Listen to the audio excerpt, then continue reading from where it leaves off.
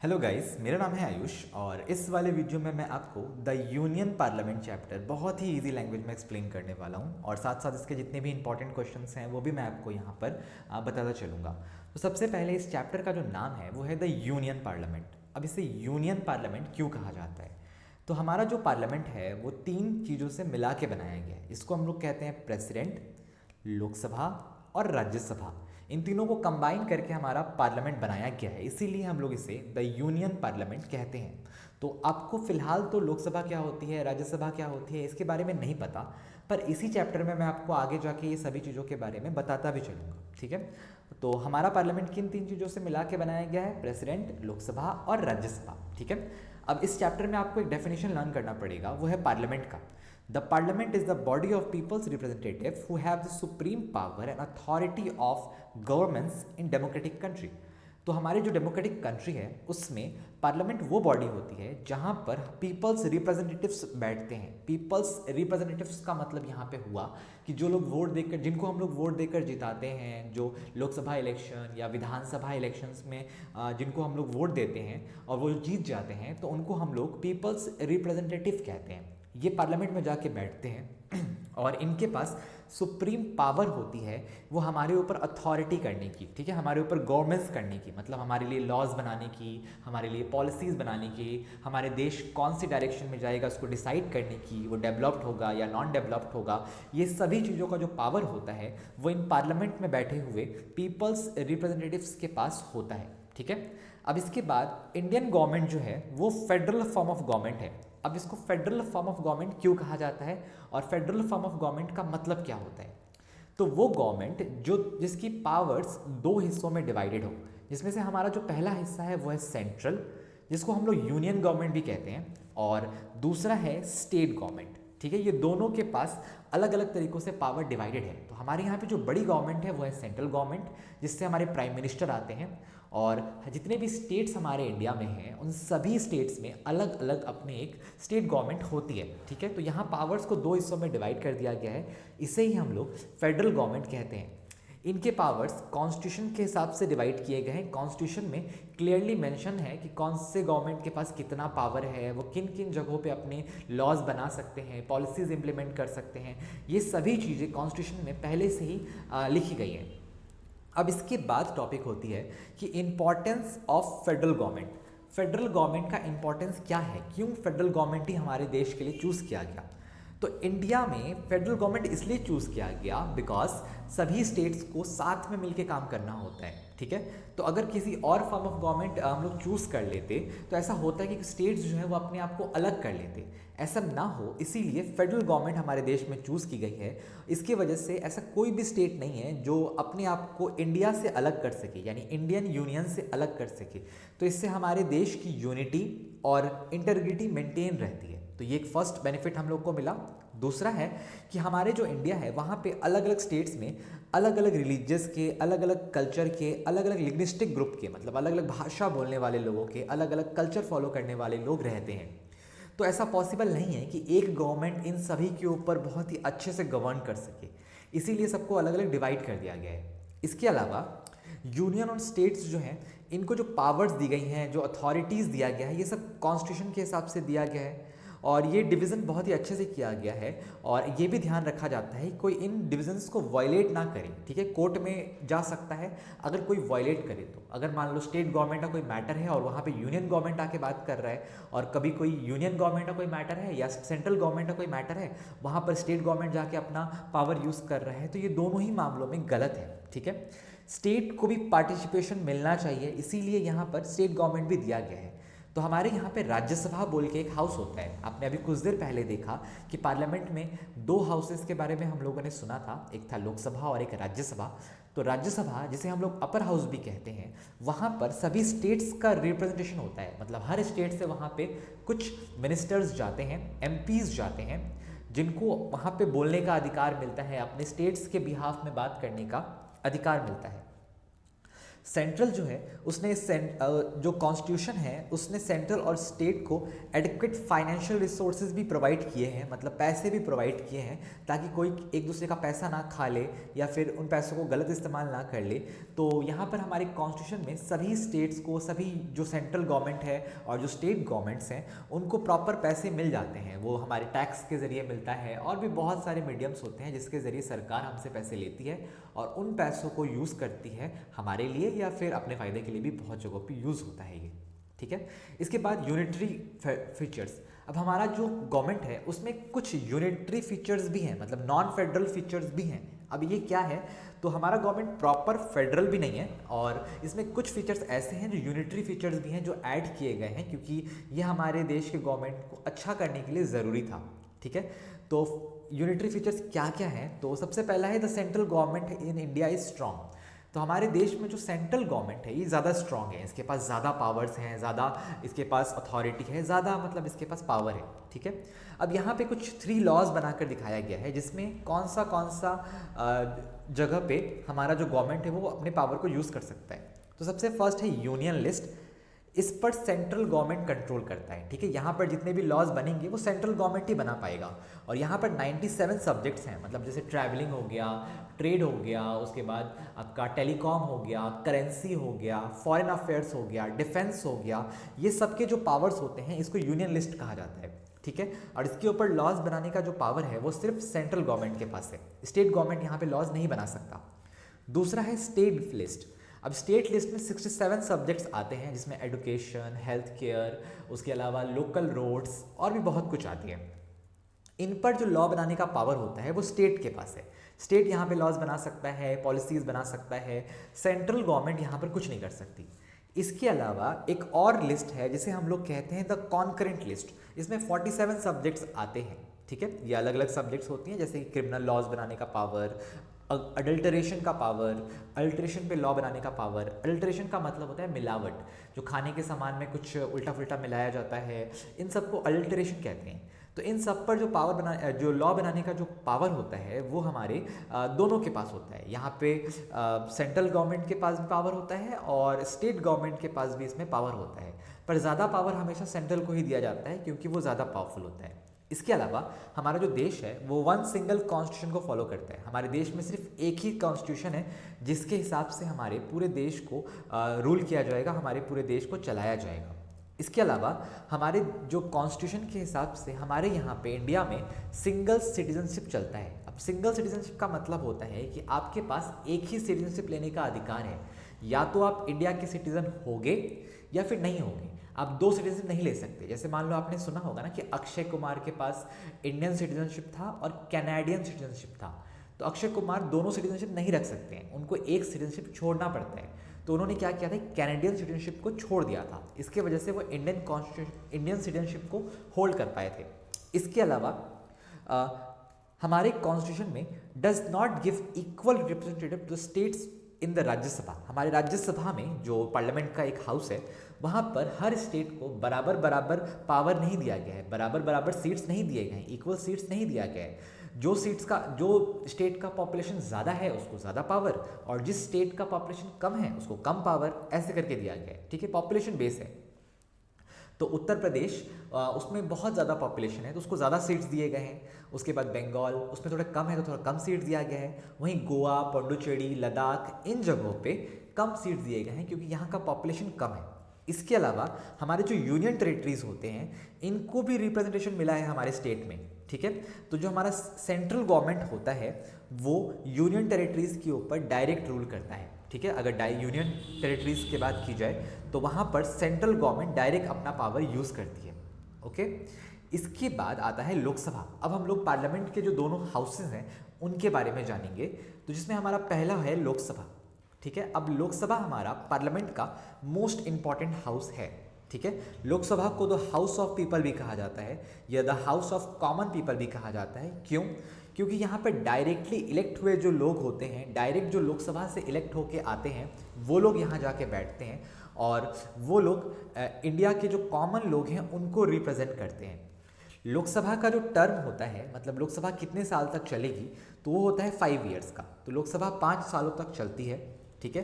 President जो होते हैं वो इसको सम्मान करते हैं, मतलब स्टार्ट करते हैं, और लास्ट में जब डिसॉल्व भी होता है तो प्रेसिडेंट ही करते हैं। लोकसभा का टर्म इमरजेंसी कंडीशंस में, अगर मान लो कोई वॉर हो गया या फिर ऐसा कुछ भी हुआ, इस कंडीशन में 1 साल के लिए बढ़ाया जा सकता है। ठीक है, तो लोकसभा 5 की जगह 6 साल की हो सकती है अगर कोई इमरजेंसी सिचुएशन आ गया तो। ठीक है, इसके बाद कॉम्पोजिशन, मतलब लोकसभा में कितने सीट्स होंगे, कितने मेंबर्स बैठ सकते हैं, ये सब चीज़ें। तो लोकसभा का जो मैक्सिमम स्ट्रेंथ है वो है 552 मेंबर्स का, मतलब लोकसभा में 552 मेंबर्स बैठ सकते हैं। ठीक है, जिसमें से 530 मेंबर्स आएंगे हमारे स्टेट से और 20 मेंबर्स आएंगे हमारे यूनियन टेरिटरीज से। इसके अलावा पहले 2 मेंबर्स एंग्लो इंडियंस के भी आते थे, पर इनको हटा दिया गया है। 2019 में एक अमेंडमेंट पास हुआ था जिसके तहत जो एंग्लो इंडियंस, 2 एंग्लो इंडियंस जो थे, मतलब जो ब्रिटिश लोग इंडिया में ही रह गए थे, उनको एंग्लो इंडियंस कहा जाता है, उनको भी रिप्रेजेंटेशन मिल रहा था जिनको प्रेसिडेंट चूज करते थे, बट इनको हटा दिया गया है, अब ये नहीं है। ठीक है, तो ये 2019 में इसको अबॉलिश कर दिया गया था। इसके बाद लोकसभा में जो सीटें हैं ये भी पॉपुलेशन के हिसाब से ही होती हैं, मतलब जिसका पॉपुलेशन ज़्यादा होगा उसको ज़्यादा सीट्स मिलेंगे। जैसे कि उत्तर प्रदेश का पॉपुलेशन बहुत ज़्यादा है, इसलिए उसको 80 मेंबर्स का सीट्स मिला है। ठीक है, और वहीं सिक्किम, गोवा, इनका पॉपुलेशन बहुत कम है, तो इनको 1 या 2 सीट्स मिले हैं, या 1 या 2 मेंबर्स इनको मिले हैं। ओके, इसके बाद क्वालिफिकेशन, अगर किसी को लोकसभा का मेंबर बनना है तो उनको कौन से क्वालिफिकेशंस होने चाहिए। तो सबसे पहला क्वालिफिकेशन है 25 ईयर्स से ज़्यादा होना चाहिए उनका एज। तो लोकसभा के मेंबर्स जो भी होंगे उनका एज कम से कम 25 ईयर्स होना चाहिए। इसके अलावा उनका नाम इलेक्टोरल रोल में होना चाहिए। इलेक्टोरल रोल का मतलब होता है वोटिंग लिस्ट। ठीक है, मतलब जो वोटिंग होती है उस लिस्ट में उनका नाम होना चाहिए। इसके बाद थर्ड क्राइटेरिया है should not be under depth, मतलब डेप्थ में नहीं होना चाहिए उनको, मतलब उनके ऊपर किसी भी तरह का लोन नहीं होना चाहिए। ठीक है, इसके अलावा वो अपने फाइनेंशियल रिक्वायरमेंट्स को मीट करे, मतलब इतना पैसा तो होना चाहिए उनके पास कि वो फाइनेंशियली अपने लिए फ्री हो। उसके अलावा वो किसी भी ऑफिस ऑफ प्रॉफिट का हिस्सा नहीं होना चाहिए। ऑफिस ऑफ प्रॉफिट बोलने का यहाँ मतलब होता है किसी भी गवर्नमेंट जॉब का हिस्सा नहीं होना चाहिए। अब वो गवर्नमेंट जॉब कुछ भी हो सकता है। ठीक है, जैसे मान लो कि रेलवे में हो, या फिर किसी टैक्स डिपार्टमेंट में हो, कस्टम डिपार्टमेंट में हो, या फिर किसी भी डिपार्टमेंट का वो हिस्सा नहीं होना चाहिए। अगर वो किसी गवर्नमेंट जॉब पे है तो वो लोकसभा का मेंबर नहीं बन सकता। इसके अलावा should not be proclaim criminal, किसी भी तरह का क्रिमिनल चार्ज उनके ऊपर प्रूव्ड नहीं होना चाहिए। और इसके एक और है कि should be in sound mind, मतलब उनका दिमाग सही होना चाहिए, वो किसी तरह से मेंटल प्रॉब्लम उनको नहीं होना चाहिए, जैसे कि डिप्रेशन में नहीं होना चाहिए, या फिर पागल नहीं होने चाहिए, या फिर इस तरह का कुछ भी नहीं होना चाहिए उनको। इसके बाद डिस्क्वालिफिकेशन ऑफ मेंबरशिप, कौन से क्राइटेरियाज हैं जिसके तहत किसी भी मेंबर को डिस्क्वालीफाई किया जा सकता है एज अ लोकसभा मेंबर। तो अगर उन्होंने अपने लोक मेंबरशिप के टाइम पे किसी ऑफिस ऑफ प्रॉफिट को होल्ड कर लिया, मतलब किसी भी गवर्नमेंट जॉब को उन्होंने ले लिया, ठीक है, एक्सेप्ट कर लिया, तो इस कंडीशन में उनको लोकसभा से हटा दिया जाएगा। इसके अलावा अगर वो डिक्लेयर हो जाते हैं अनसाउंड माइंड, यानी किसी तरह से वो पागल या फिर डिप्रेशन या फिर किसी भी तरह के प्रॉब्लम्स में अगर वो डिक्लेयर हो जाते हैं तो भी उनको डिस्क्वालीफाई कर दिया जाएगा। इसके बाद अगर वो इंसॉल्वेंट या फिर डेप्थ में चले जाते हैं, मतलब उनके ऊपर बहुत ज़्यादा लोन हो जाता है या फिर उनके सारे पैसे ख़त्म हो जाते हैं, जिसको हम लोग बैंकक्रप्ट होना भी कहते हैं, अगर ऐसा कुछ होता है तो भी उनको डिस्क्वालीफाई कर दिया जाएगा। इसके अलावा अगर ऐसा हुआ कि उन्होंने किसी दूसरे देश का सिटीजनशिप अक्वायर कर लिया, जैसे मान लो कि मैं इंडियन सिटीज़न हूँ और अगर मैंने अमेरिका का सिटीजनशिप एक्सेप्ट कर लिया, अब इस कंडीशन में मुझे इंडियन सिटीजनशिप खोना पड़ेगा और मुझे लोकसभा से भी हटा दिया जाएगा। इसके अलावा disqualify by the law made by the parliament, अब पार्लियामेंट में भी कुछ लॉज बनाई जाती हैं, जैसे वहाँ पे एक डिसिप्लिन मेंटेन करके रखना पड़ता है, वहाँ पर कुछ बातें होती हैं जिनको फॉलो करना होता है, तो अगर वो उनको फॉलो नहीं करता तो उन्हें भी डिस्क्वालीफाई करा जा सकता है बाय द स्पीकर। ठीक है, ध्यान रखना, कौन डिस्क्वालीफाई करता है? स्पीकर करता है वहाँ पे। इसके बाद वेकेशन ऑफ सीट, अगर मान लो सीट वैकेंट हो जाए, मतलब उनको रिज़ाइन कर दिया जाए या फिर उनका डेथ हो जाए या फिर उनको हटा दिया जाए, सस्पेंड कर दिया जाए, तो इस कंडीशन में क्या हो सकता है कि और कैसे कैसे हो सकता है, तो पहला तो अगर मेंबर ऑफ पार्लियामेंट से उसे रिज़ाइन कर दिया जाए, किसी कारण से वो रिज़ाइन कर दे वो मेंबर, या फिर वो पार्लियामेंट में लगातार 60 डेज तक एब्सेंट रहे, ऐसे कंडीशन में भी उन्हें डिस्क्वालीफाई कर दिया जाता है और सीट खाली हो जाती है। ठीक है। इसके अलावा if a member of the parliament is elected to the state legislature, अगर वो जो मेंबर है वो स्टेट लेजिस्लेचर में इलेक्ट हो जाए, मतलब जो विधानसभा होता है, हर स्टेट में अपना अपना एक विधानसभा होता है, तो अगर वहाँ पे वो इलेक्ट हो जाए तो उन्हें लोकसभा का सीट छोड़ना पड़ेगा, ठीक है। इस कंडीशन में सीट वैकेंट हो जाएगा। अब इसके बाद हमारा जो टॉपिक है वो है प्रोसीजर्स इन द पार्लियामेंट, मतलब पार्लियामेंट में कितने सारे प्रोसीजर्स होते हैं और कौन से सेशंस होते हैं। अब यहाँ प्रोसीजर्स का मतलब सिंपली होता है कि मतलब क्या क्या होता है पार्लियामेंट में, और सेशन मतलब होता है पीरियड्स, ठीक है। तो पार्लियामेंट में हमारे जो कुछ कुछ पीरियड्स होते हैं जिनको फॉलो करना होता है, और उन कंडीशंस उस पीरियड्स में उन्हीं चीज़ों को मानना होता है, उन्हीं चीज़ों के बारे में बात करना होता है, उन्हीं टॉपिक्स पर डिस्कशन करना होता है। तो सबसे पहले प्रेसिडेंट जो होते हैं वो सम्मान करते हैं ईच हाउस को, मतलब स्टार्ट करते हैं, जैसे प्रेयर होती है तो प्रिंसिपल सबसे पहले आके जो स्पीच देते हैं, वैसे ही पार्लियामेंट में क्या होता है कि जो प्रेसिडेंट होते हैं वही सबसे पहले सम्मान करते हैं। सम्मान का मतलब एक तरह से होता है स्टार्ट करना, या फिर क्या करना है क्या नहीं करना है, इन सब पे सबको एक तरह से ब्रीफिंग करना, ठीक है। हर हाउस को कम से कम साल में 2 बार तो मिलना होता है। लोकसभा और राज्यसभा को कितनी बार मिलना चाहिए, कम से कम 2 बार, एक साल में 2 बार उनको मिलना चाहिए, और वहाँ प्रेसिडेंट का भी होना बहुत ज़रूरी है, क्योंकि उन्हीं को मिला के हम लोग यहाँ पे द यूनियन पार्लियामेंट को बनाते हैं, ठीक है। जनरली हमारे पार्लियामेंट में 3 सेशंस होती हैं, जिसमें आता है बजट सेशन जो कि जनवरी और मई के टाइम पे होता है, जनवरी फरवरी मार्च अप्रैल मई के टाइम पे होता है। इस कंडीशन में बजट पास होता है। बजट का मतलब यहाँ पे होता है कि हमारे देश में कितना पैसा कहाँ लगाया जाएगा, कितना पैसा एजुकेशन पे लगेगा, कितना डिफेंस में लगेगा, कितना हेल्थ केयर पे लगेगा, सारे पैसे कहाँ लगेंगे, ये डिसाइड होता है हमारा बजट सेशन में। और भी बहुत सारे लॉज बन सकते हैं, पॉलिसीज बन सकते हैं, ऐसा नहीं कि बजट में सिर्फ बजट ही पास होगा, बहुत कुछ हो सकता है। इसके बाद नेक्स्ट सेशन होता है मॉनसून सेशन, जो जुलाई और अगस्त के बीच में होता है, ठीक है। इसके बाद होता है विंटर सेशन, जो कि नवंबर और दिसंबर के टाइम पे होता है। तो ये अलग अलग सेशंस हैं जिसमें हमारा पार्लियामेंट चलता है, और जिस टाइम पे सेशन क्लोज है, जैसे कि जून के टाइम पे सेशन बंद है, ठीक है, तो इस कंडीशन में छुट्टी होती है पार्लियामेंट की। यहाँ पे काम होता है बट मीटिंग्स नहीं होते। उसके अलावा अक्टूबर के टाइम पर भी छुट्टी होती है, या फेस्टिवल्स का टाइम होता है ये, और इस टाइम पे भी पार्लियामेंट छुट्टी होती है, पर काम होता रहता है, बस मिनिस्टर्स की जो मीटिंग होती है वो नहीं होता। इसके बाद आता है कोरम। अब कोरम का मतलब होता है मिनिमम, ठीक है, कम से कम लोकसभा या राज्यसभा में कम से कम इतने लोग होने चाहिए, और ये जो नंबर है ये है 10% का, ठीक है। तो कम से कम 10% लोग होना चाहिए।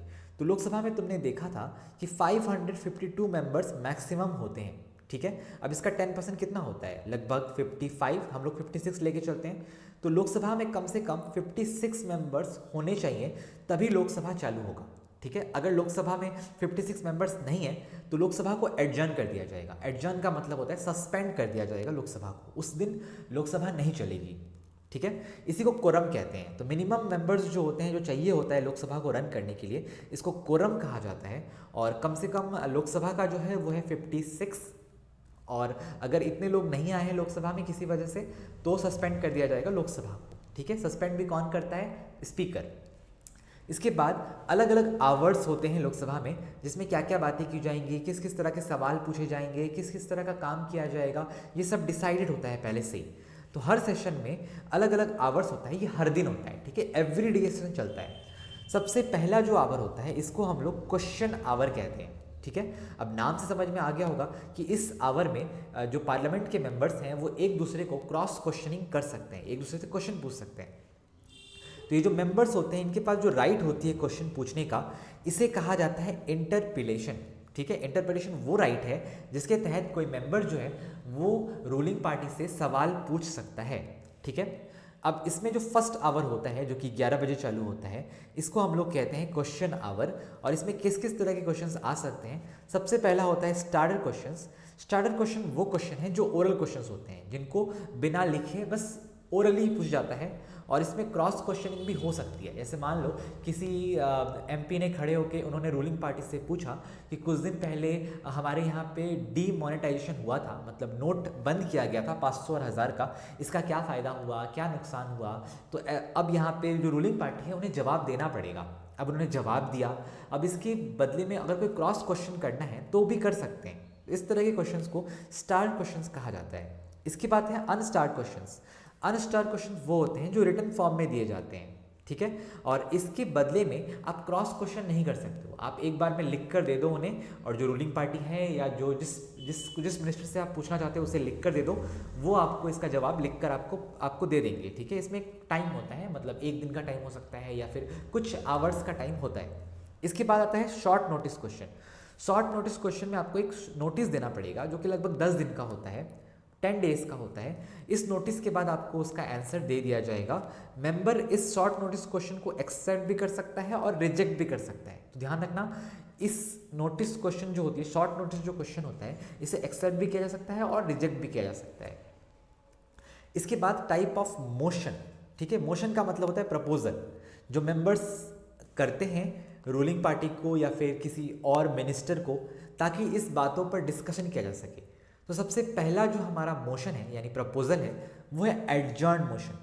एडजर्न मोशन एक ऐसा मोशन है जिसमें इमरजेंसी टॉपिक्स पर बात की जाती है। अब अगर मान लो किसी टाइम पर हमारे देश में डकैत हो जाए या फिर डिजास्टरस नेचुरल कैलेमिटी आ जाए, कम्युनल टेंशन चालू हो जाए या फिर कोई टेररिस्ट अटैक हो जाए, अब उस कंडीशन में हम लोग बजट के बारे में तो नहीं ना बात करेंगे, या फिर छोटे मोटे टॉपिक्स के बारे में तो बात नहीं करेंगे, जैसे कि रेलवे का टिकट का दाम बढ़ाना चाहिए कि नहीं बढ़ाना चाहिए, इन सब पे नहीं बात करेंगे। हम लोग उस समय पे किस पे बात करेंगे? हम लोग उस समय पे बात करेंगे अपने इन इम्पॉर्टेंट मैटर्स पे, ठीक है। जैसे नेचुरल कैलेमिटी हो गया, कोई टेररिस्ट अटैक हो गया, जैसा पहलगाम में हुआ था।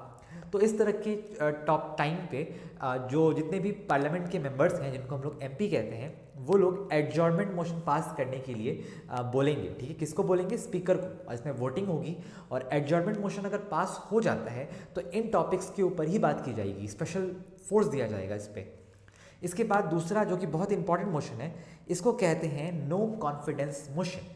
अब नो कॉन्फिडेंस मोशन एक ऐसा मोशन है जिसको अपोजिशन पार्टी चालू करती है, ठीक है। तो नो कॉन्फिडेंस मोशन एक ऐसा मोशन है जिसमें जो कोई मिनिस्ट्री अगर कॉन्फिडेंस लैक कर रही है तो उस टाइम पर जो अपोजिशन है वो इस मोशन को पास करवाने के बारे में बोल सकता है, ठीक है। अपोजिशन के पास क्या क्या होना चाहिए? तो कम से कम अपोजिशन के साथ 50 मेंबर्स होने चाहिए, यानी 50 मेंबर्स होना चाहिए, और वो ये अपील करेंगे कि जो रूलिंग गवर्नमेंट है उनके पास प्रॉपर मेंबर्स नहीं है, या जो मेंबर्स हैं वो रूलिंग गवर्नमेंट को सपोर्ट नहीं करते हैं, ठीक है। अब इस कंडीशन में वोटिंग होगी, और अगर किसी तरह से जो अपोजिशन पार्टी है, यानी जो दूसरी पार्टी है जो अपोजिशन में बैठी है, वो जीत जाती है, उसके पास मेजॉरिटी आ जाती है, वो प्रूव कर पाती है, तो नो कॉन्फिडेंस मोशन पास होगा, और जो रूलिंग पार्टी है वो चली जाएगी, और प्राइम मिनिस्टर को वहाँ पे रिज़ाइन करना पड़ेगा, और जो अपोजिशन पार्टी है उसके प्राइम मिनिस्टर बनेंगे, ठीक है। तो तुम्हें ध्यान रखना होगा कि नो कॉन्फिडेंस मोशन आज तक इंडिया में एक बार ही पास हुआ है, जब अटल बिहारी वाजपेयी की गवर्नमेंट था। उस कंडीशन में एक सीट की वजह से या एक मेंबर की वजह से अटल बिहारी वाजपेयी का जो गवर्नमेंट है वो हार गया था, और नो कॉन्फिडेंस मोशन पास होने की वजह से उनकी सरकार गिर गई थी और उनको रिज़ाइन करना पड़ा था, और दूसरा गवर्नमेंट फॉर्म हुआ था जो कि अपोजिशन वालों ने फॉर्म किया था, जो कि कांग्रेस पार्टी और बाकी पार्टीज़ के साथ थे। तो ये एक ऐसा मोशन है जिसमें अगर तुम गवर्नमेंट ठीक से काम नहीं कर रही है, गवर्नमेंट के पास प्रॉपर मेंबर्स नहीं है, तो उनके ऊपर आप आवाज़ उठा सकते हो, और अगर प्रूव हो जाता है ये नो कॉन्फिडेंस तो उनको रिज़ाइन करना पड़ेगा, उनको हटना पड़ेगा। इसके बाद एक और मोशन आता है यहाँ पे एडजॉर्नमेंट एंड प्रोरोगेशन। अब यहाँ पर जब गवर्नमेंट रिज़ाइन कर देती है नो कॉन्फिडेंस मोशन के बाद, तो प्राइम मिनिस्टर के साथ साथ जितने भी हाउस हैं, जितने भी मेंबर्स हैं पार्लियामेंट के अंदर जो रूलिंग पार्टी के हैं, उनका भी सीट चला जाता है। जैसे मान लो होम मिनिस्टर था, एजुकेशन मिनिस्टर था, वो सब भी डिसॉल्व हो जाते हैं। प्रेसिडेंट जो होते हैं वो हाउस को डिसॉल्व करते हैं, मतलब प्रेसिडेंट जो होते हैं वो पूरा हाउस डिसॉल्व कर देते हैं, और नया वापस से न्यू गवर्नमेंट फॉर्म होती है, और हाउस को एडजर्न कर दिया जाता है, मतलब क्या बोलते हैं उसको, सस्पेंड कर दिया जाता है, और अगला जब तक मेजॉरिटी नहीं आ जाता, जब तक कोई पार्टी अपने आप को प्रॉपर मेजॉरिटी यानी 51% सीट्स में नहीं ला देता, यानी प्रॉपर 51% सीट्स में उसको नहीं मिल जाते, या 51% मेंबर्स उसके हिस्सा नहीं हो जाते, तब तक पार्लियामेंट नहीं चलेगा, बंद रहेगा। इंपॉर्टेंट काम होते रहेंगे पर मिनिस्टर्स वहाँ पे जाके नहीं बैठने वाले, ओके। अब इसके बाद बहुत सारे बुक्स में चैप्टर था कि स्पीकर के बारे में पढ़ाया गया था, बट मैंने यहाँ पर आपका जो स्पीकर वाला टॉपिक है वो लास्ट में रखा है, तो समझने में बहुत इजी होगा। हम लोग यहाँ पर अभी राज्यसभा पे जाएंगे, राज्यसभा बहुत ईजिली समझ में आ जाएगा लोकसभा के बाद, ओके। तो राज्यसभा जो होता है इसको हम लोग कहते हैं अपर हाउस, ठीक है। ये स्टेट को रिप्रेजेंट करता है, मतलब जितने भी स्टेट्स होते हैं ये उनको रिप्रेजेंट करता है। हर स्टेट के जो विधानसभा के जो मेंबर्स हैं वो यहाँ पे आके बैठते हैं। अब मान के चलो कि हर स्टेट में अपना एक विधानसभा होता है जहाँ पे उस स्टेट के लिए लॉ बनाए जाते हैं। अब वहाँ से कुछ मेंबर्स आते हैं हमारे राज्यसभा में जो उस स्टेट को रिप्रेजेंट करते हैं। तो राज्यसभा का जो टर्म होता है वो 6 साल का होता है, ठीक है। और हर 2 साल में 1/3 मेंबर्स को रिटायर कर दिया जाता है। मतलब मान लो कि वेस्ट बंगाल के 19 लोग यहाँ पे थे, ठीक है, या फिर 18 लोग थे, मान के चलो, समझने में बहुत ईजी होगा। 18 लोग थे, तो हर 2 साल में 18 में से 1/3 मतलब 6 लोगों को रिटायर कर दिया जाएगा और नए 6 लोग यहाँ पे आएंगे जो कि वापस बंगाल को रिप्रेजेंट करेंगे। तो ऐसे करके यहाँ पर रिप्रेजेंटेशन चलता है जो कि हर 2 साल में 1/3 को रिप्लेस करते हैं और इसका टर्म लगभग 6 साल का होता है, ओके। और राज्यसभा का कॉम्पोजिशन कितना होता है, मतलब कितने लोग राज्यसभा के मेंबर्स होते हैं, तो 250 मेंबर्स राज्यसभा के मेंबर्स होते हैं, जिसमें से 12 मेंबर्स जो हैं उनको प्रेसिडेंट नॉमिनेट करते हैं अपने स्पेशल फील्ड्स में से। जैसे कि ये हो सकता है आपका cinema, sports, education, health care, किसी भी मैटर में यहाँ पे लोगों को चूज़ किया जा सकता है। या education, sport, art, science, social service, किसी मैटर में हो सकता है। जैसे तुमने सुना होगा कि अमिताभ बच्चन मेंबर ऑफ राज्यसभा थे, सचिन तेंदुलकर थे, उसके अलावा बहुत सारे ऐसे ऐसे लोग हैं जो मेंबर ऑफ राज्यसभा बन जाते हैं क्योंकि इनको प्रेसिडेंट अपॉइंट करते हैं। इसमें किसी भी विधानसभा में चुने जाने का कोई ज़रूरत नहीं है। बट 2038 मेंबर्स ऐसे हैं राज्यसभा में जिनको member of state legislature assembly से लिया जाता है। मतलब लेजिस्लेचर असेंबली का मतलब यहाँ पे होता है विधानसभा, तो विधानसभा से लिया जाता है। तो हर स्टेट का अपना एक विधानसभा होता है जिसमें से जो कुछ मेंबर्स जो हैं वो हमारे राज्यसभा में आते हैं, ओके। तो आई होप ये समझ में आया होगा। थोड़ा सा कॉम्प्लेक्स है बट समझ में आ जाता है। जिस स्टेट का पॉपुलेशन ज़्यादा है वहाँ पे ज़्यादा मेंबर्स और जिसका पॉपुलेशन कम है उसके कम मेंबर। जैसे कि उत्तर प्रदेश में ज़्यादा है तो 31 मेंबर्स और मिज़ोरम में कम है तो वहाँ पे सिर्फ एक ही मेंबर्स आएगा। पॉपुलेशन के हिसाब से ये आता है। क्वालिफिकेशन, अब राज्यसभा का क्वालिफिकेशन कितना होना चाहिए, तो राज्यसभा में जो क्वालिफिकेशन है वो होता है एटलीस्ट 30 ईयर्स। तो कम से कम उसका एज 30 ईयर होना चाहिए। उसके अलावा जितने भी हैं वो बाकी सारे तुम्हारे सेम लोकसभा वाले ही हैं कि उनका नाम इलेक्टोरल रोल में होना चाहिए, इंडिया का सिटीज़न होना चाहिए, डेप्थ में नहीं होना चाहिए, फाइनेंशियल रिक्वायरमेंट को पूरा करने वाला होना चाहिए, ऑफिस ऑफ प्रॉफिट का हिस्सा नहीं होना चाहिए और क्रिमिनल नहीं होना चाहिए और अनसाउंड माइंड में नहीं होना चाहिए। तो ये प्रॉपर जो लोकसभा में था एग्जैक्ट सेम टू सेम है, बस एज थोड़ा ज़्यादा है, 5 साल ज़्यादा कर दिया गया यहाँ पे। अब जो राज्यसभा होता है ना, इसका जो हेड होते हैं वो होते हैं वाइस प्रेसिडेंट, ठीक है। वाइस प्रेसिडेंट होते हैं प्रेसाइडिंग ऑफिसर, आप इनको हेड बोल सकते हो, अंपायर बोल सकते हो। जैसे यहाँ पे क्या होगा, मतलब राज्यसभा में किस किस टॉपिक्स पर बात की जाएगी, कब वोट करना है, कब वोट नहीं करना है, कब चुपचाप बैठना है, कब किसी का सपोर्ट करना है, kab सपोर्ट नहीं करना है, ये सब हमारे जो वाइस प्रेसिडेंट होते हैं वो बताते हैं, ठीक है। टाइप ऑफ अंपायर होते हैं ये राज्यसभा के। उसके अलावा राज्यसभा में वाइस या डिप्यूटी चेयरमैन भी होते हैं, जो अगर मान लो कि वाइस प्रेसिडेंट एब्सेंट हो गए हैं किसी वजह से, तो उस टाइम पे जितना भी काम होता है हमारे वाइस प्रेसिडेंट का, जो कि चेयरमैन है हमारे राज्यसभा के, उनके एब्सेंस में काम करना, ठीक है। जो बाकी सभी काम जो होंगे जो हमारे चेयरमैन यानी वाइस प्रेसिडेंट का होगा वो सभी काम डेप्यूटी चेयरमैन करेगा। तो ये एक तरह से वाइस चेयरमैन होते हैं हमारे। इसके अलावा power and function of Lok Sabha and Rajya Sabha, तो हम लोग को यहाँ पर कंबाइन वे में दोनों का पावर पढ़ना है। तो सबसे पहला जो यहाँ पावर दिया गया है वो है लेजिस्लेचर पावर। लेजिस्लेचर मतलब होता है रूल्स बनाने का पावर, ठीक है। तो लोकसभा और राज्यसभा जो होते हैं वो दोनों ही यूनियन लिस्ट पे लॉज बना सकते हैं। जैसे कि जो लॉ लिस्ट था, जैसे कि यूनियन लिस्ट था, स्टेट लिस्ट था, कॉन्करेंट लिस्ट था, जिसको मैंने थोड़ी देर पहले पढ़ाया था। इन पर जो लॉज बनाने का जो पावर होता है वो इनके पास होता है। सेंट्रल गवर्नमेंट हमारे यूनियन लिस्ट पे लॉज बना सकती है, स्टेट गवर्नमेंट हमारे स्टेट की लिस्ट में लॉज बना सकती है, और जो कॉन्करेंट लिस्ट होता है उसमें दोनों बना सकता है, ठीक है। और अगर कभी कन्फ्लिक्ट हुआ तो जो यूनियन गवर्नमेंट है यानी जो सेंट्रल गवर्नमेंट है वो ज़्यादा पावरफुल है, उसको एक्सेप्ट किया जाएगा, okay. The house can make law in the matter of not including 3 list. अब दोनों हाउसेज जो हैं वो अपने किसी स्पेशल ऐसा कोई मैटर है जिसके ऊपर लॉ बनाना चाहते हैं तो बना सकते हैं। जैसे कि बिहार गवर्नमेंट ने क्या किया है, जो बिहार की जो गवर्नमेंट है उन्होंने अल्कोहल को अपने वहाँ पर बैन कर दिया है। तो ऐसा कोई लिस्ट में अल्कोहल के बारे में तो नहीं दिया गया है प्रॉपरली, बट वो अपने लिए इसके लॉज बना सकते हैं। ठीक है, इनको रेसिड्यू पावर कहा जाता है, इस तरह की पावर को रेसिड्यू पावर कहा जाता है, और वो अपने स्पेशल मैटर्स पर भी लॉ बना सकते हैं।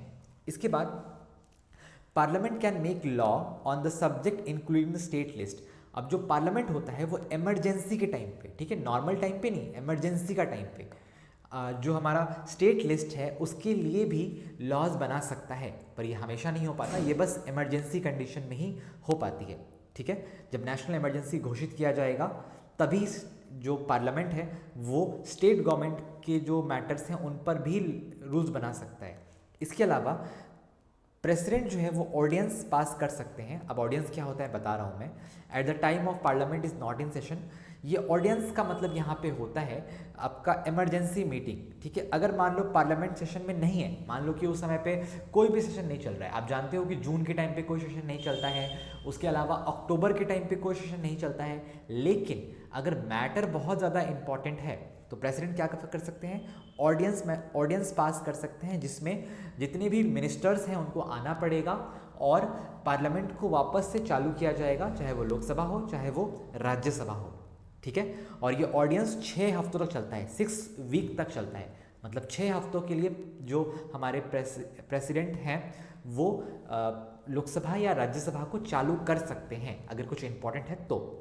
इसके अलावा अगर कॉन्स्टिट्यूशनल मशीनरी ब्रेकडाउन हो जाता है, यानी कॉन्स्टिट्यूशन में जो चीज़ें बताई गई हैं, जिन चीज़ों को फॉलो करने के लिए बोला गया है, अगर वो फॉलो नहीं हो रही हैं, ऐसा तब होता है जब कोई रायट हो जाए, कोई टेररिस्ट अटैक हो जाए, या फिर कुछ भी ऐसा हो जब गवर्नमेंट ठीक से काम नहीं कर पाए, तो उस कंडीशन में इमरजेंसी डिक्लेयर कर दी जाती है पार्लियामेंट में, और उस स्टेट का जो भी पावर है वो सब पावर पार्लियामेंट के पास चला जाता है और वो उस स्टेट को पूरे तरीके से कंट्रोल कर सकता है, हमारा जो पार्लियामेंट है वो। ठीक है, तो इमरजेंसी कंडीशंस में अगर स्टेट गवर्नमेंट ठीक से काम नहीं कर पा रही है, वहाँ पे बार बार बहुत ज़्यादा रायट्स हो रहे हैं, डकैत हो रही है, कोई टेररिस्ट अटैक हो जा रहा है, ठीक से उसमें सेफ्टी मेंटेन नहीं हो रही है, लोगों को अच्छा पानी नहीं मिल रहा है, अच्छा इन्वायरमेंट नहीं मिल रहा है, तो वहाँ पर जो पार्लियामेंट है वो इमरजेंसी डिक्लेयर कर सकता है, और इमरजेंसी डिक्लेयर करने का जिम्मेदारी होता है प्रेसिडेंट के ऊपर, और उस स्टेट का जो भी पावर स्टेट गवर्नमेंट के पास था वो छीन लिया जाएगा और वो सारा पावर पार्लियामेंट के पास चला जाएगा।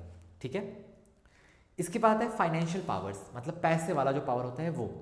तो जो मनी बिल होता है ना वो सिर्फ लोकसभा में पास होता है, वो राज्यसभा में नहीं पास होता। मनी बिल यानी जो बजट जिसको हम लोग कहते हैं वो सिर्फ लोकसभा में ही पास होगा, राज्यसभा में इसमें कुछ नहीं होता। राज्यसभा बस एडवाइजरी कर सकता है, बट मेनली जो लॉज हैं वो जो हमारा फाइनेंशियल पावर है वो लोकसभा के पास ही है। The parliament pass the union budget, तो हमारा जो देश का बजट होता है वो लोकसभा में पास होता है। अब बजट बोलने का मतलब यहाँ पे हुआ कि देश में जो भी इनकम आ रहा है, जितने भी टैक्स से पैसे आ रहे हैं, और जो एक्सपेंडिचर आ रहा है, मतलब कहाँ खर्च होगा वो पैसा, एजुकेशन पे खर्च होगा, हेल्थ केयर पे खर्च होगा, या फिर डिफेंस में खर्च होगा, ये सब डिसाइड होता है हमारे बजट में। ठीक है, ये हर साल पास होता है। इसके अलावा पार्लियामेंट सप्लीमेंट्री ग्रांट्स भी आस्क कर सकता है। अब सप्लीमेंट्री ग्रांट बोलने का मतलब यहाँ पे हुआ किसी चीज़ के बाद जगह पे एक्स्ट्रा पैसा चाहिए, जैसे मान लो कहीं का एजुकेशन बहुत ख़राब है, तो कोई मिनिस्ट्री आके कहता है कि हमें एजुकेशन पे थोड़ा एक्स्ट्रा पैसा चाहिए, मान लो 50 करोड़ एक्स्ट्रा चाहिए, तो वो सप्लीमेंट्री ग्रांट कहा जाएगा उसे। ठीक है, तो वो आस्क कर सकता है हमारे पार्लियामेंट में जाके। इसके बाद अगर बजट पास नहीं हो रहा है फाइनेंशियल ईयर के स्टार्ट में, तो जो एग्जीक्यूटिव्स हैं वो फंड मांग सकते हैं। फंड का मतलब वही होता है सेम, अगर मान लो कि बजट पास नहीं हुआ है और फिर वही कि थोड़ा पैसा चाहिए होगा, तो इसको बोलते हैं कंसोलिडेटेड फंड, तो वो लोग मांग सकते हैं। और अपने जैसे कि रेलवे हो गया, अगर मान लो रेलवे में कुछ प्रॉब्लम आ गई, रेलवे सस्पेंड हो गया, या फिर रेलवे को पैसा चाहिए, तो वो कंसोलिडेटेड फंड के जरिए गवर्नमेंट से मांग सकते हैं पैसा। ठीक है, no taxes imposed on the people or money can be sent by the government without the approval of the parliament। यानी अगर लोगों ने पैसे भेजे हैं, यानी जो लोग होते हैं अगर वो पैसे भेजते हैं गवर्नमेंट को, तो इसके ऊपर किसी भी तरह का टैक्स नहीं लगता। अगर मान लो आप गवर्नमेंट को हेल्प करने के लिए या फिर गवर्नमेंट अगर किसी को पैसा भेज रहा है, जैसे कि मान लो गवर्नमेंट सब्सिडी देता है, जैसे कि एग्रीकल्चर जो लोग करते हैं उनको गवर्नमेंट सब्सिडी देता है, तो उनको खेती करने के लिए कुछ पैसे मिल जाते हैं, सोलर पावर इम्प्लीमेंट करने के लिए कुछ पैसा मिलता है। इन सब के ऊपर किसी भी तरह का टैक्स नहीं लगता। इसके बाद का है कंट्रोल ओवर एग्जीक्यूटिव्स। अब हमारे एग्जीक्यूटिव्स कौन होते हैं? हमारे एग्जीक्यूटिव होते हैं हमारे प्राइम मिनिस्टर, हमारे चीफ मिनिस्टर, हमारे जितने भी IAS होते हैं, ये सब IPS होते हैं जो लोग, इनको हम लोग कहते हैं एग्जीक्यूटिव्स। ठीक है, ये हमारे लॉस को इम्प्लीमेंट करते हैं, मतलब हमारे लॉस को हमारे देश में इम्प्लीमेंट करते हैं, मतलब लागू करते हैं सभी लॉस को। जैसे मान लो आज अगर लॉ बना कि आज के बाद एग्ज़ाम नहीं होगा, तो इसको इम्प्लीमेंट करने का जिम्मेदारी हमारे प्राइम मिनिस्टर, चीफ मिनिस्टर, जितने भी IAS ऑफिसर्स हैं उन पर, IPS ऑफिसर्स हैं उन पर, या फिर जितने भी हमारे जो पुलिस हैं उनके ऊपर जाता है। इन्हीं को हम लोग एग्जीक्यूटिव्स कहते हैं। तो अगर ऐसा हो कि अगर ये अपने मन से जो चाहे वो कर दे, तो बहुत प्रॉब्लम हो सकती है। ये कुछ भी लागू कर देंगे, कुछ भी लॉस को इम्प्लीमेंट कर देंगे। तो यहाँ पर क्या होता है, इनके ऊपर कौन कंट्रोल कर सकता है? तो इनके ऊपर कंट्रोल हमारा पार्लियामेंट करता है। ठीक है, तो अगर मान लो प्राइम मिनिस्टर ने किसी ऐसे लॉ के बारे में बात की जिसको नहीं इम्प्लीमेंट करना चाहिए, तो उस पर हमारा जो पार्लियामेंट है वो सवाल पूछेगा क्वेश्चन आवर में। ठीक है, अगर मान लो आज हमारे प्राइम मिनिस्टर ने ऐसा कहा कि आज के बाद कभी इलेक्शन नहीं होगा, ऐसा तो बहुत गलत हो जाएगा। तो इस कंडीशन में सवाल पूछने का जो पावर है वो हमारे मेंबर ऑफ पार्लियामेंट्स को दिया गया है, वो सवाल पूछ सकते हैं। ठीक है, और अगर गलत है तो उसको इम्प्लीमेंट करने से रोका जाएगा। इसी को बोलते हैं कंट्रोल ओवर एग्जीक्यूटिव्स। इसके अलावा पार्लियामेंट नो कॉन्फिडेंस मोशन भी पास कर सकता है अगेंस्ट द गवर्नमेंट। वही सेम चीज़ हो गया कि अगर गवर्नमेंट ठीक से काम नहीं कर रहा है, उसके पास प्रॉपर सीट्स नहीं है, प्रॉपर मेंबर्स नहीं है, तो वहाँ पे अपोजिशन क्या कर सकता है, उनको रिजाइन करने के लिए नो कॉन्फिडेंस मोशन अपील कर सकता है। और अगर नो कॉन्फिडेंस मोशन पास हो गया तो उनको रिजाइन करना पड़ेगा। इसके अलावा एडजॉर्नमेंट मोशंस भी हैं, जिसमें अगर कुछ गलत हो गया तो, जैसे रेलवे एक्सीडेंट हो गया तो, कोई टेररिस्ट अटैक हो गया तो, या फिर कहीं रायट्स हो गए तो, उन कंडीशंस पे उस स्पेशल मैटर्स पर बात करने के लिए एडजॉर्नमेंट मोशन पास कराया जा सकता है। इसके अलावा कट मोशन भी होता है एक, जिसमें किसी जगह पे अगर ग्रांट को कम करना है, जैसे मान लो रेलवे को 500 करोड़ दिया गया, ये तो बहुत कम है, पर मान लो कि 500 करोड़ दिया गया, बट रेलवे को उतना पैसा नहीं चाहिए, तो उसको कम करने के लिए कट मोशन चालू कर सकते हैं मेंबर ऑफ पार्लियामेंट, जिसमें जो पैसा है वो कम कर दिया जाएगा, 500 करोड़ की जगह 400 करोड़ कर दिया जाएगा, या फिर और कम भी कर सकते हैं। इसके बाद आता है जुडिशियल पावर, यानी जुडिशरी के हिसाब से क्या क्या पावर है। तो इम्पीचमेंट ऑफ प्रेसिडेंट जो होता है of the grave misconduct violation of constitution, मतलब अगर प्रेसिडेंट ठीक से नहीं काम कर रहे हैं, प्रेसिडेंट गलत काम कर रहे हैं, तो उस कंडीशन में इम्पीचमेंट पास होता है। अभी जो इम्पीचमेंट है इसमें क्या होता है, देखो इम्पीचमेंट के तहत तुम जो मेंबर ऑफ पार्लियामेंट्स हैं वो प्रेसिडेंट को भी हटा सकते हैं। प्रेसिडेंट के पास ऐसे पावर तो बहुत ज़्यादा नहीं होती हैं, पर उनको भी हटाया जा सकता है। एक बार अगर प्रेसिडेंट बन गए और वो सही से नहीं काम कर रहे हैं, तो उनके ऊपर इम्पीचमेंट मोशन पास किया जाएगा, जिसके तहत वोटिंग होगी और कम से कम 2/3 मेजॉरिटी बोथ हाउसेज में होना चाहिए। मतलब जैसे कि लोकसभा में कितने लोग हैं, 552, और वहीं राज्यसभा में 270 कुछ होते हैं, हम लोग मान के चल रहे हैं 275 होते हैं, मैं भूल चुका हूँ कितना होता है, आप देख लेना पहले। तो इनको मिला के 2/3 मेजॉरिटी होना चाहिए, मतलब इन सभी में 70% लोग जो हैं वो राज़ी होने चाहिए, तभी इम्पीचमेंट मोशन पास हो सकता है और प्रेसिडेंट को हटाया जा सकता है। एग्जैक्ट इसी मोशन से, यानी इम्पीचमेंट के जरिए जजेस को भी हटाया जा सकता है, सुप्रीम कोर्ट का, हाई कोर्ट का, जो चीफ इलेक्शन कमिश्नर हैं उनको भी हटाया जा सकता है, और जो ऑडिटर जनरल जो होते हैं इंडिया के, उनको भी हटाया जा सकता है इम्पीचमेंट करके। और इसमें कितना वोट होना चाहिए, कम से कम 2/3 यानी 70% से ज़्यादा, जो कि बहुत कम हुआ है, आज तक ऐसा कभी नहीं हो पाया है। इसके अलावा parliament can punish person for hampering the work of parliament. अगर कोई पार्लियामेंट के वर्क को वायलेट कर रहा है, हल्ला चिल्ला कर रहा है, डिसिप्लिन मेंटेन नहीं कर रहा है, तो पार्लियामेंट उनको सस्पेंड कर सकता है, उनको पनिश कर सकता है, उनको हाउस से बाहर रख सकता है। इसके बाद है इलेक्ट्रल फंक्शंस, यानी जो वोटिंग होती है, जो वोट होता है, उसके क्या पावर्स हैं।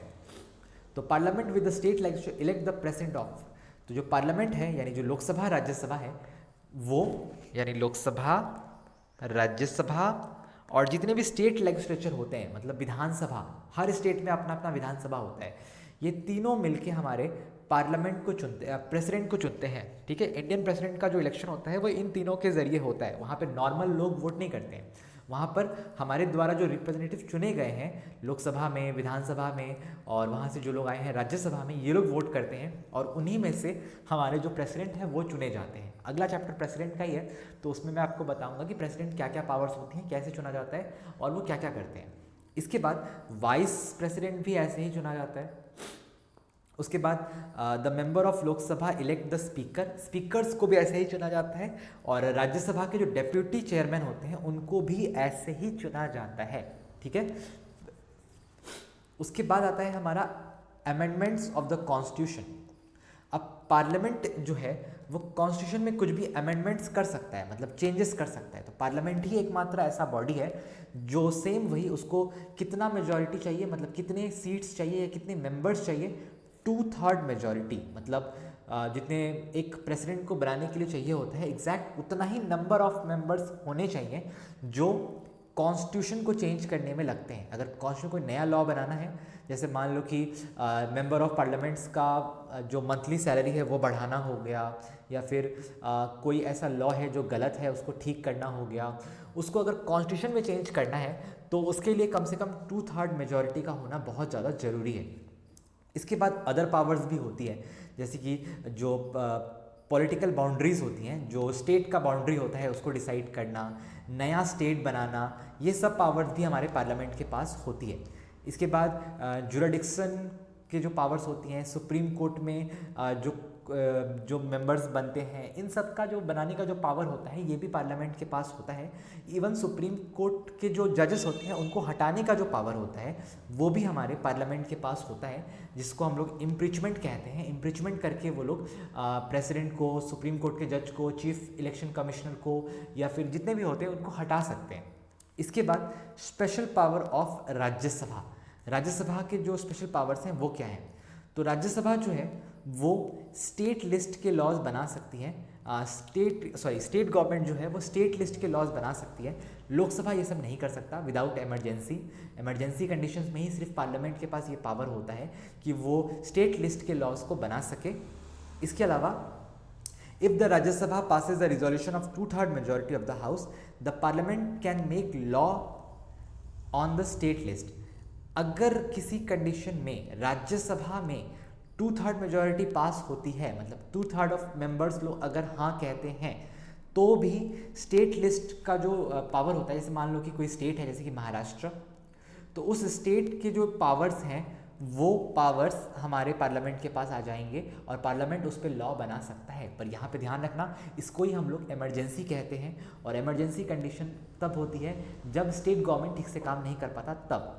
इसके अलावा राज्यसभा डिमांड कर सकता है ऑल इंडिया सर्विस का, ठीक है, मतलब ऐसा कोई चीज़ जिसमें एक्स्ट्रा सर्विस का ज़रूरत पड़ेगा। जैसे मान लो कि कोई एक्स्ट्रा डिपार्टमेंट हो सकता है, चाहे वो कोई नेचुरल क्लेमिटी आ गई है या फिर कोई टेररिस्ट अटैक हो गया है, तो उस कंडीशन में कोई स्पेशल सर्विस फोर्स बनाना है। जैसे मान लो कोई टास्क फोर्स बनाना है, टेररिस्ट टास्क फोर्स बनाना है, या फिर एंटी टेररिस्ट टास्क फोर्स बनाना है, या फिर थोड़ा पैसा चाहिए, कोई सर्वे करवाना है, तो उन कंडीशन पे जो नए सर्विसेज होती हैं उनको राज्यसभा अपील कर सकता है और बना भी सकता है। इसके अलावा लोकसभा के डिसॉल्व होने के बाद भी जो राज्यसभा है वो चलता रहता है, और जब तक नया जो गवर्नमेंट नहीं बनता तब राज्यसभा वहाँ पे गवर्न करेगा और लॉज बना सकता है, छोटे मोटे लॉज बन सकते हैं, वो राज्यसभा कर सकता है। और नेशनल इमरजेंसी के टाइम पे राज्यसभा चाहे तो लोकसभा का काम कर सकता है। अगर लोकसभा डिसॉल्व हो गई है तो, मतलब लोकसभा के मेंबर्स नहीं हैं, उनको हटा दिया गया है, वो रिज़ाइन हो गए हैं, या फिर किसी ऐसा कुछ कंडीशन आ गया है कि वो लोकसभा में नहीं आ सकते, तब राज्यसभा काम कर सकता है। Special powers of Lok Sabha. अब लोकसभा जो है वो ज़्यादा पावरफुल है, सबको पता है। नो कॉन्फिडेंस मोशन जो है वो सिर्फ लोकसभा में पास होता है, ठीक है, और जो बजट होता है यानी मनी बिल जो है वो भी सिर्फ लोकसभा में पास होगा, वो राज्यसभा में पास नहीं होगा। तो यहाँ पे कुछ गलत दिया गया है, यहाँ पे लोकसभा नहीं होगा, राज्यसभा नहीं होगा, लोकसभा होगा। मनी बिल सिर्फ लोकसभा में पास होता है, राज्यसभा में नहीं होता। और अगर कभी डेडलॉक आ गया, मतलब कोई ऐसा बिल है, ऑर्डिनरी बिल का मतलब जो कोई नॉर्मल लॉ बन रहा है, तो उस कंडीशन में अगर राज्यसभा प्रॉपरली उसमें हाँ नहीं कर रहा है, राज्यसभा साइन नहीं कर रहा है, राज्यसभा में प्रॉपर वहाँ मेजॉरिटी नहीं आ रही है, तो भी लोकसभा जो है वो उस बिल को पास कर सकता है, क्योंकि लोकसभा के पास ज़्यादा पावर्स है। अब यहाँ पे कुछ डिफरेंसेस हैं जो आपको पढ़ने होंगे लोकसभा और राज्यसभा के बीच में। लोकसभा को हाउस ऑफ पीपल कहा जाता है, राज्यसभा को अपर हाउस कहा जाता है। लोकसभा के मेंबर डायरेक्ट इलेक्ट होते हैं, मतलब डायरेक्ट लोकसभा का इलेक्शन होता है, पर राज्यसभा का कोई डायरेक्ट इलेक्शन नहीं होता। यहाँ पर जो लोग हैं वो स्टेट लेजिस्लेचर असेंबली से आते हैं, मतलब विधानसभा से आते हैं। हर स्टेट में अपना एक स्टेट लेजिस्लेचर असेंबली होता है जहाँ से लोग आते हैं राज्यसभा में। मनी बिल सिर्फ लोकसभा में पास होगा, राज्यसभा में कोई मनी बिल पास नहीं होता, मतलब कोई बजट पास नहीं होता। लोकसभा के जो प्रिसाइडिंग ऑफिसर होते हैं वो स्पीकर होते हैं, ठीक है, जबकि राज्यसभा का जो प्रिसाइडिंग ऑफिसर होता है वो वाइस प्रेसिडेंट होता है। लोकसभा पीपल ऑफ इंडिया को रिप्रेजेंट करता है और राज्यसभा स्टेट्स को रिप्रेजेंट करता है, यानी इंडिया के जितने भी स्टेट्स हैं उनको रिप्रेजेंट करता है। लोकसभा के पास ज़्यादा पावर्स हैं, राज्यसभा के पास कम पावर है, ठीक है। इसके बाद अब हम लोग यहाँ पे एंटी डिफेक्शन लॉ के बारे में पढ़ेंगे, ठीक है, ये हमारा टॉपिक है। इसके बाद हम लोग पढ़ेंगे स्पीकर के बारे में, जो कि बहुत ईजी है, ईजीली हम लोग उसको स्टडी कर पाएंगे। तो एंटी डिफेक्शन लॉ क्या है? तो कॉन्स्टिट्यूशन में 1985 में एक लॉ पास हुआ था जिसको एंटी डिफेक्शन लॉ कहा जाता है। इसके तहत member of parliament and the state legislature can be disqualified from the parliament on the ground of defection. अगर किसी कंडीशन के वजह से, अगर लोकसभा का मेंबर हो या राज्यसभा का मेंबर हो या फिर विधानसभा का मेंबर हो, अगर वो सही से काम नहीं कर रहा है तो उसको हम लोग कहते हैं कि वो डिफेक्ट है, ठीक है, और ग्राउंड ऑफ डिफेक्शन की वजह से उसे डिस्क्वालीफाई किया जा सकता है, ठीक है। अब डिस्क्वालिफिकेशन के लिए क्या क्या क्राइटेरियाज हो सकते हैं? अगर if a member of party who is a parliament abandon his membership from the party, अगर किसी पार्टी ने अपने मेंबर को एब्डॉन कर दिया, मतलब उसको अपने पार्टी से निकाल दिया, या फिर उसके वोट्स को कैंसिल कर दिया, या फिर उसके मेंबरशिप को डिस्क्वालीफाई कर दिया उस पार्टी ने, ठीक है, तो उस कंडीशन में भी एंटी डिफेक्शन पास होगा और उस मेंबर को हटा दिया जाएगा। इसके बाद nominated members of parliament belong to any party can be disqualify if he give up the membership and abstain from voting contract to the direction of the party.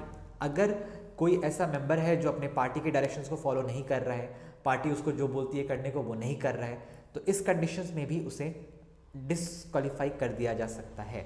इसके बाद अगर कोई इंडिपेंडेंट मेंबर है, अगर वो किसी पार्टी को join करता है या पार्टी चेंज करता है इलेक्शन के बाद, ठीक है, अगर मान लो कोई मेंबर बीजेपी का मेंबर था और रिजल्ट आने के बाद वो किसी और पार्टी में चला गया, मान लो कोई XYZ पार्टी में चला गया, तो इस कंडीशन में भी उसको डिस्क्वालीफाई किया जा सकता है। अब हम लोग लास्ट टॉपिक अपना पढ़ रहे हैं जो कि है स्पीकर। स्पीकर लोकसभा के प्रिसाइडिंग ऑफिसर्स होते हैं, इनका काम क्या है, इनको कैसे चुना जाता है, ये सब हम लोग देखेंगे। तो स्पीकर जो होता है, इनका इलेक्शन जो होता है वो लोकसभा के अंदर ही होता है। लोकसभा के लोग आपस में वोटिंग करते हैं, इनडायरेक्ट वोट कहते हैं इसे, और उन्हीं में से अपने में से ही वो किसी एक मेंबर को चूज़ करते हैं जो कि उनका स्पीकर बनेगा। ये कब तक का होता है? लगभग 5 ईयर्स का। स्पीकर के साथ साथ एक डेप्यूटी स्पीकर भी चुना जाता है। अगर स्पीकर नहीं होते हैं तो डेप्यूटी स्पीकर उनके सभी कामों को करते हैं। अब सबसे इंपॉर्टेंट क्वेश्चन यहाँ से आते हैं कि स्पीकर के फंक्शंस क्या हैं। तो फंक्शन ऑफ द स्पीकर्स क्या हैं? तो पहला है लोकसभा में क्या करना है उनका काम। तो लोकसभा में स्पीकर क्या करते हैं? तो ये पहला है, स्पीकर जो होता है वो सभी बिजनेस हाउसेस और टाइम्स अलॉट करते हैं, मतलब किस टाइम पे क्या होगा, किस टाइम पे किस बारे में डिस्कशन होगा, कौन सा सेशन चलेगा, कौन सा मोशन पास होगा, ये सब पर जो एक तरह से डिसीजन मेकिंग पावर जो होता है वो स्पीकर का होता है। इसके बाद सभी बिल्स जो होते हैं उनका जो लास्ट साइन होता है वो स्पीकर करता है। अगर कोई बिल मान लो जो लॉ बना है, अगर मान लो कोई बिल है जो लॉ बनने वाला है, वो पास हो गया लोकसभा में, तो स्पीकर उस पर लास्ट साइन करेंगे और उसके बाद वो राज्यसभा में जाएगा एंड उसके बाद उस पर प्रेसिडेंट साइन करेंगे और वो बिल लॉ बन जाएगा, ठीक है। इसके बाद स्पीकर जो होते हैं वो वोट कलेक्ट करते हैं और रिजल्ट देते हैं, रिजल्ट अनाउंस करते हैं। अगर मान लो किसी चीज़ पे बात हो रही है, उस पर वोटिंग होती है, तो जो वोटिंग होती है मेंबर ऑफ पार्लियामेंट्स के अंदर, वो हमारा स्पीकर जो होता है वो कलेक्ट करते हैं वोट, और कौन जीता कौन हारा ये सब बताते हैं, ठीक है। यानी वो जो बिल पास होगा या नहीं होगा, वो लॉ बनेगा कि नहीं बनेगा, ये स्पीकर बताते हैं। इसके बाद स्पीकर डिसाइड करते हैं कि वो बिल ऑर्डिनरी बिल है या मनी बिल है। मनी बिल कहने का मतलब होता है वो पैसे से रिलेटेड है या नहीं है। इसके बाद एडमिनिस्ट्रेटिव फंक्शंस क्या है, तो स्पीकर जो होता है वो पिटिशंस रिसीव करते हैं। अब पिटिशन का मतलब होता है अगर मुझे कोई सवाल पूछना है तो हम उस मिनिस्टर के लिए एक पिटिशन देंगे और उस मिनिस्टर को मेरे उन सवालों का जवाब देना होगा। तो ये हम लिख कर भी दे सकते हैं डॉक्यूमेंट फॉर्म में, या फिर स्पीकर को एक पिटिशन दे सकते हैं, वो उनके ज़रिए वो सवाल पूछ लेगा। ठीक है। इसके बाद जितने भी डिसीजंस होते हैं which taken in the house of the concern authority, वो सब स्पीकर ही सुनाता है। ठीक है, स्पीकर ही अनाउंस करते हैं कि क्या डिसीजन लिया गया है। ठीक है, अगर मान लो कहीं पे कोई लॉ बना तो उसके उस लॉ को भी स्पीकर ही डिसाइड करते हैं, उनको वो अनाउंस करते हैं। इसके बाद डिसिप्लिनरी फंक्शन क्या होता है, तो डिसिप्लिनरी फंक्शन का मतलब होता है डिसिप्लिन मेंटेन करना सिंपली। तो स्पीकर हमारे जो लॉज होते हैं उनको मेंटेन करने का काम करते हैं, लॉ एंड ऑर्डर को मेंटेन करने का काम करते हैं। अगर कोई मेंबर ऑफ पार्लियामेंट उन लॉज को वायलेट करता है तो स्पीकर उनको एडजॉर्न भी कर सकते हैं, मतलब सस्पेंड भी कर सकते हैं। और कभी ऐसा कंडीशन आ गया कि मान लो कोई आया ही नहीं है लोकसभा के अंदर, 55 लोग 56 लोग तो कम से कम आने चाहिए, अगर वो भी नहीं आए हैं या फिर लोकसभा में बहुत ज़्यादा वायलेशन हो रहा है तो उस कंडीशन में वो पूरे हाउस को सस्पेंड कर सकते हैं। इसको एडजॉर्न करना कहते हैं। इसके बाद if indecent words are use by the members, अगर कोई मेंबर्स गलत वर्ड्स का इस्तेमाल कर रहा है तो स्पीकर उनको हटा सकते हैं या फिर उनको उन वर्ड्स को यूज़ करने से रोकने को बोल सकते हैं। इसके बाद स्पीकर डिसाइड करते हैं कि कॉन्स्टिट्यूशन में जो बताया गया है वो सही है या नहीं है। ठीक है, अगर वो मेंबर डिस्क्वालीफाई होता है तो उसे हटा दिया जाएगा, उसके अगेंस्ट एंटी डिफेक्शन लॉ पास होगा और अगर उस एंटी डिफेक्शन लॉ के तहत उस जो बोलने वाला जो मेंबर ऑफ पार्लियामेंट है उन्हें हटाया भी जा सकता है। इसके बाद पार्लियामेंट्री कमिटीज़, तो पार्लियामेंट में बहुत सारी कमिटीज़ होती हैं जो काम करती हैं। हमेशा मिनिस्टर्स काम नहीं करते, मिनिस्टर्स के पीछे में कुछ कमिटीज़ बनाई जाती हैं, वो काम करती हैं। ठीक है, जैसे कि इलेक्शन कमेटी हो गया, उसके बाद ट्रेड कमेटी हो गया, ट्रांसपोर्ट कमेटी हो गया, फॉरेन कमेटी हो गया, अलग अलग कमेटीज़ होती हैं जो अलग अलग काम करती हैं। ठीक है, तो उन कमेटीज़ के जो मेंबर होते हैं, जो हेड होते हैं, वो हमारे स्पीकर होते हैं। जितने भी चेयरमैन्स होते हैं इन कमेटीज़ के, उनको भी अपॉइंट हमारे स्पीकर ही करते हैं। ठीक है, तो अगर मान लो आज इलेक्शन कमीशन है, या फिर इलेक्शन कमीशन नहीं होता, ट्रेड कमीशन है, बिजनेस कमीशन है, ट्रांसपोर्ट कमीशन है, एजुकेशन कमीशन है, फिर मंडला कमीशन है, ऐसे अलग अलग कमीशंस होते हैं जो अलग अलग काम करते हैं हमारे पूरे देश में। तो इनके जो चेयरमैन्स होते हैं, जो हेड होते हैं, उनको अपॉइंट करने का जो जिम्मेदारी होता है वो स्पीकर का होता है। इसके अलावा मिसलीनियस फंक्शंस भी हैं, मतलब कुछ एक्स्ट्रा फंक्शंस भी हैं। अगर कभी बोथ हाउसेस का मीटिंग होता है, मतलब लोकसभा राज्यसभा दोनों साथ मिलके मीटिंग करती हैं, जो कि साल में कम से कम 2 बार तो होना चाहिए, तो इसमें जो हेड होते हैं वो हमारे स्पीकर होते हैं, उसको प्रिसाइड करने का काम होता है हमारे स्पीकर का। इसके बाद he preside over the conference of the presiding offices of the legislature bodies। तो जो लेजिस्लेचर बॉडीज़ होती हैं, यानी जो लॉ बनाने वाले बॉडीज़ होती हैं, उनको जब मीटिंग होती है तो उसको भी प्रिसाइड करने का जो काम होता है वो हमारे स्पीकर का होता है। जैसे मान लो लोकसभा में किसी खास टॉपिक पे अगर मीटिंग हो रही है तो उसके जो प्रिसाइडिंग ऑफिसर होंगे, मतलब टाइप ऑफ रेफरी या अंपायर बोल सकते हो, वो हमारे स्पीकर ही होंगे। ठीक है, तो यहाँ तक हमारा चैप्टर पूरा कंप्लीट हो जाता है। आई होप आपको ये पूरा समझ में आ गया होगा, आप इसको आराम से स्टडी कर सकते हो। And thank you for watching. And अगर आपको ऐसे वीडियोस और चाहिए तो आप मेरे चैनल को सब्सक्राइब कर सकते हो। कमेंट करो आगे कौन सा चैप्टर आपको चाहिए, मैं आपको पूरा इसका हिस्ट्री ज्योग्राफी आपको पढ़ाने वाला हूँ। तो and thank you for watching, bye bye.